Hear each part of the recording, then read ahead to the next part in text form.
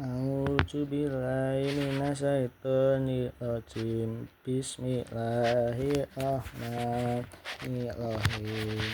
Inna Allaha la yastahi an yaliba masalan maba'u datan fama fauqaha fa amala sina amalat sina amanu fayalamuna anahul haku min rabbihim wa amala sina kafaru fayakuluna madsa'a ladalahu biha matsala yudilu bihi katsilan wa yahdi bihi katsilan wa ma yudilu bihi illa fasikin. Sesungguhnya Allah tidak segan membuat perumpamaan berupa nyamuk atau yang lebih kecil dari itu. Adapun orang-orang beriman, mereka mengetahui bahwa itu adalah kebenaran dari Tuhan mereka. Tetapi mereka yang kafir berkata, apa maksud Allah dengan perumpamaan ini? Dengan perumpamaan itu Allah menyesatkan banyak orang dan memberi petunjuk kepada orang-orang, namun Dia tidak menyesatkan kecuali orang-orang fasik. Ulasan yang saya ambil, ayat ini menjelaskan bahwa Allah sering menggunakan perumpamaan dalam Al-Quran untuk memberikan pemahaman yang lebih dalam pada manusia. Misal, perumpamaan berfungsi untuk mengendalikan konsep-konsep abstrak agar lebih mudah dipahami oleh orang beriman menerima kebenaran dari perumpamaan itu, sedangkan orang kafir mentanyakan dan mengingkarinya. Ayat renungan yang saya ambil dari ayat ini mengingatkan saya bahwa dalam memahami sesuatu, terutama ilmu agama, kita harus memiliki hati yang terbuka. Jika sombong dan menolak untuk belajar, kita bisa tersesat. Namun jika kita rendah hati dan mencari ilmu dengan ikhlas, kita akan mendapat petunjuk dari Allah. A'udzubillahi minasyaitonirrajim. Bismillahirrahmanirrahim. Wa itzqala Ibrahimu rabbi arini kaifa tuhyil mauta kalla walatum min kalla bala walakin lihat ma inna kalabi kalla faus arba'atan minata ta'ilil fasuluhunna ilaika usmat jala ala kulli jabalin minhunna juz'an ma uduhunna yatina ka sa'a wala anna allaha azizun hakim. Dan ingatlah ketika Ibrahim berkata, ya Tuhanku, perlihatkan kepadaku bagaimana engkau menghidupkan orang mati. Allah berfirman, apakah engkau belum beriman? Ibrahim menjawab, tentu aku sudah beriman, tetapi agar hatiku tenang, Allah berfirman, ambillah 4 ekor burung, lalu jinakkanlah mereka padamu, kemudian letakkanlah setiap bagian dari mereka di atas masing-masing bukit, lalu panggillah mereka niscaya mereka akan datang padamu dengan segera. Ketahuilah bahwa Allah Maha Kuasa lagi Maha Bijaksana.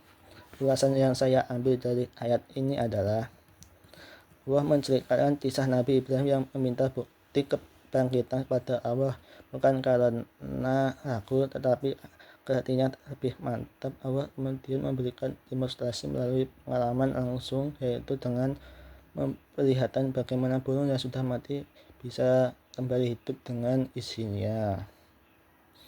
Ini menunjukkan bahwa kaitan yang kuat bisa dihubungkan dengan pengalaman spiritual.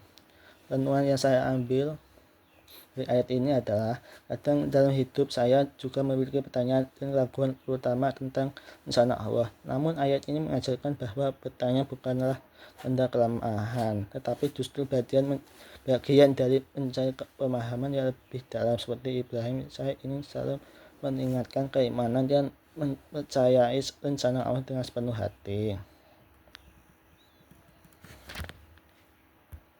Bismillahirrahmanirrahim. Walatsi anzala alaika kitaba minhu ayatum muhkamatun hunna umul kitabi wa uhalu asyabihat fa'amala sina fi kulubihim zaihun fayatabi unama tasyabaha minhu tihal alfitnati wabti at-tawili wa yalamu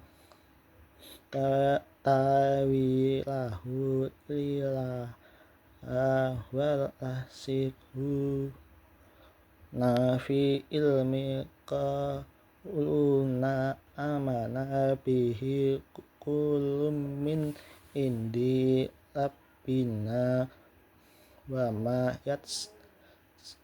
zakalu illa ulul albab.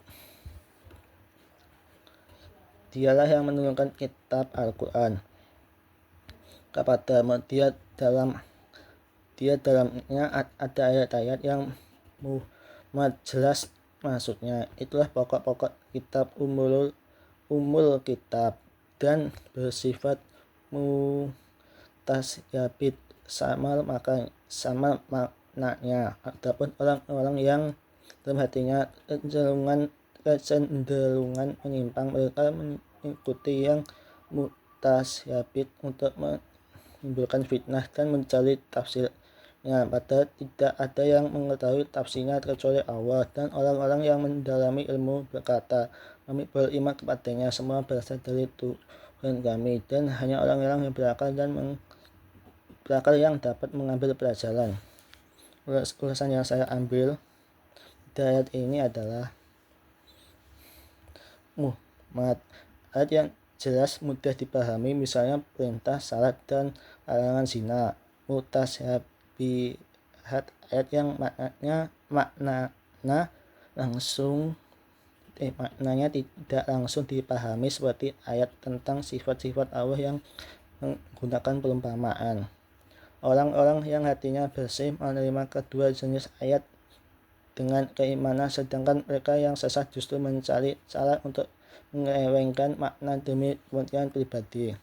Renungan yang saya ambil dari ayat di atas adalah, seringkali saya ingin memahami segala sesuatu secara instan dan pasti, padahal ada hal yang memang harus diterima dengan keimanan. Ayat ini mengingatkan saya untuk tidak terlalu memaksakan diri dalam memahami hal-hal yang di luar kapasitas manusia. Kesimpulan yang saya dapat dari ketiga ayat ini mengajarkan tentang cara memahami Al-Quran dengan benar. Surat Al-Baqarah ayat 2-26, Allah menggunakan perumpamaan untuk memudahkan pemahaman manusia. Surat Al-Baqarah 260,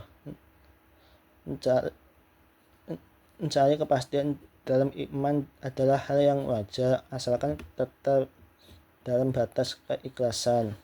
Surat Al-Imran ayat juz 3 surat 7. Tidak semua ayat bisa dipahami secara literal, ada yang membutuhkan kebijaksanaan dalam penafsirannya. Sekian, terima kasih. Sekian, wassalamualaikum warahmatullahi wabarakatuh.